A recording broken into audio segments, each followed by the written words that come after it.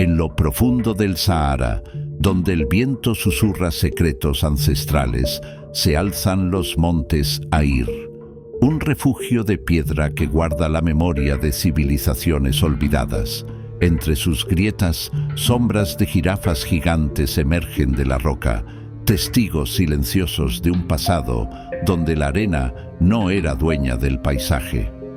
¿Qué historias quedaron esculpidas en sus muros? ¿Qué enigmas ocultos esta tierra, donde la humanidad y el desierto han danzado por milenios? Acompáñanos en un viaje al corazón de un misterio arqueológico, donde las piedras hablan y el tiempo se detiene.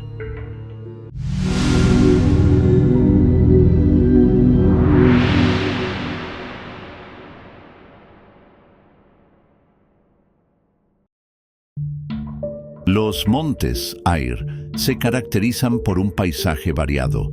Hay altas montañas, profundas gargantas, extensas mesetas y formaciones rocosas. Algunas especies vegetales relativamente raras en el Sahara crecen a mayor altitud. También hay rocas y cavidades que albergan pinturas y grabados rupestres históricos, testimonio de la vida y actividades humanas anteriores en la región. En la foto, el árbol muerto, situado frente a las grandes dunas de Aracao, en el vertiente oriental de los montes Aïr. En este grabado se pueden observar numerosos caballos, grafitos, tifinacs y una figura grande, posiblemente una mujer. Como es habitual, los ojos no están grabados, sino que se obtienen mediante el uso de cavidades naturales. La altura de la mujer es de 1,60 metros. A su lado, aunque menos visible, se encuentra otra persona observando en la lejanía. Esta figura central, de una altura de 1,50 metros, tiene una cabeza de hormiga, típica de esta época, en la que predominan más los guerreros que los cazadores. Se observa el traje y los apéndices en la cabeza, que tal vez no sean plumas. Esta gran figura también lleva un vestido cuyo grabado resalta una especie de dentado. Es destacable la presencia de dos pequeñas protuberancias hemisféricas en la parte inferior, a la derecha y a la izquierda. El Aïr es conocido por su arte rupestre, que data desde el año 6000 a.C. hasta el 1000 a.C. aproximadamente. Durante el periodo húmedo africano, la región era una zona de pastoreo, como ilustran las imágenes de ganado y grandes mamíferos.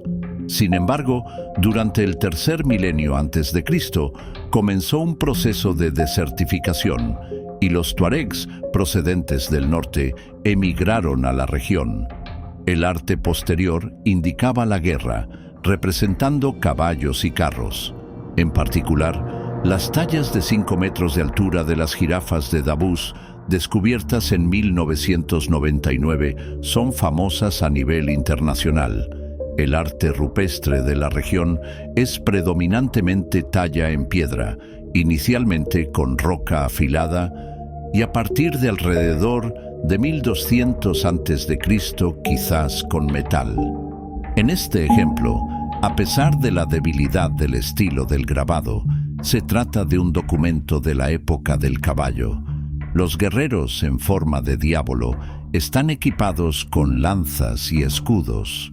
A la derecha se observa una bestia excepcional que recuerda a un león. Este individuo, de torso delgado y extremidades alargadas, exhibe una cabeza circular con dos prominentes apéndices en la parte superior, los cuales podrían representar un toque ritual, cuernos estilizados o incluso una forma simbólica desconocida. Su cuerpo está decorado con una serie de marcas geométricas, posiblemente un ornamento corporal o tatuajes. En cada mano sostiene lo que parecen ser objetos rituales o herramientas, sugiriendo un papel chamánico o de liderazgo dentro de su sociedad.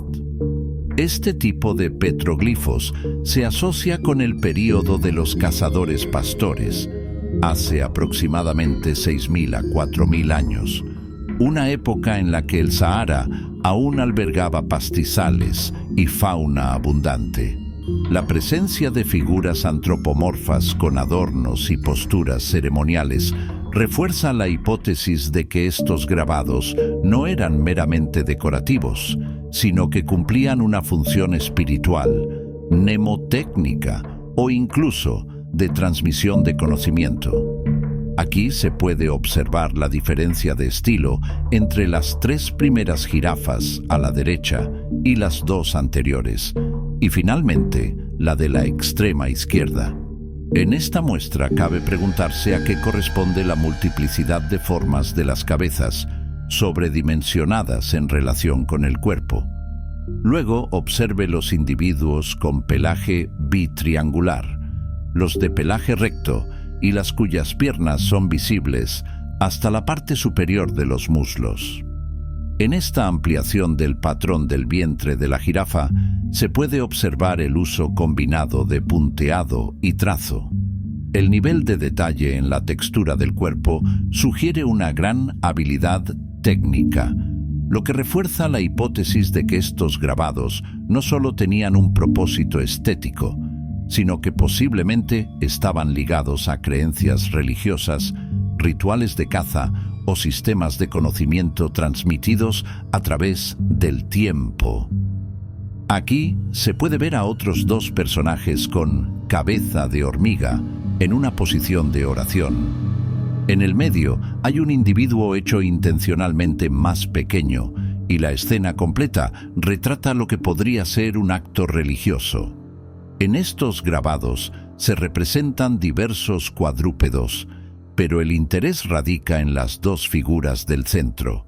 La de la izquierda encajaría bien en un museo de arte moderno y no admite una explicación satisfactoria. La de la derecha podría estar sosteniendo un arco. A los hombres de la época de los caballos les gustaba tanto representarse que se podría hacer un inventario de sus diversas representaciones, que a menudo, de hecho, están acompañados por 1 o más caballos. Las teorías sobre el origen y propósito de estas manifestaciones artísticas son tan diversas como fascinantes. Algunos arqueólogos sostienen que fueron representaciones de la vida cotidiana, escenas de caza y rituales religiosos que daban testimonio del vínculo espiritual entre los antiguos habitantes y su entorno.